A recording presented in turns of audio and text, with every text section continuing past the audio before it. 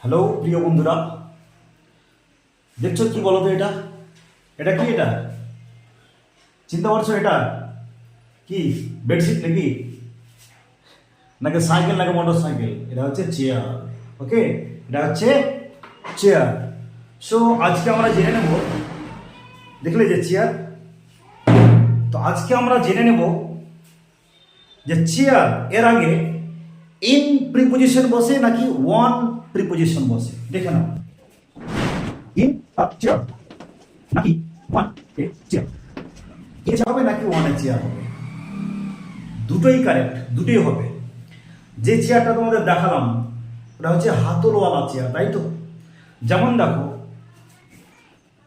My father sat, my father sat in a chair and watched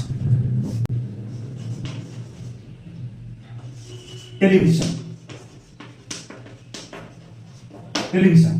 আমার বাবা চেয়ারে বসলো এবং টিভি দেখলো। ঠিক আছে, মানে আমার বাবা চেয়ারে বসে টিভি দেখছিল। ওকে, এবং এবার I sat on a chair and took dinner.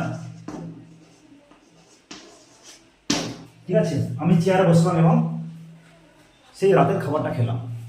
Took lunch, যে কোনো হতে পারে। ঠিক আছে, তাহলে আমি যেটা বোঝাতে চাইছি, যদি চেয়ারটা হাতলওয়ালা চেয়ার থাকে, মানে যে চেয়ারে হাতল রয়েছে, ঠিক আছে, মানে দেখো একটা বাউন্ডারি আছে, চেয়ারের ভেতরে আছে আমরা, ঠিক আছে, মানে যে বসে থাকবে সে চেয়ারের ভিতরে, তাহলে ইন এ চেয়ার অথবা ইন দ্য চেয়ার। ওকে, আর কেউ যদি দেখবা, ওই যে বিশেষ করে অনুষ্ঠান বাড়িগুলোতে হয় আর কি, বা এমনি কেউ যখন মানে খাবার খায়, বিশেষ করে হাতল ছাড়া চেয়ারে বসে খায়, মানে হাতল ছাড়া যদি চেয়ারে কেউ বসে থাকে সেটা হচ্ছে ওয়ান দ্য চেয়ার। আর কেউ যদি হাতল যুক্ত চেয়ারে বসে থাকে তাহলে সেটা হয়ে যাবে ইন দ্য চেয়ার বা in a chair. Thank you.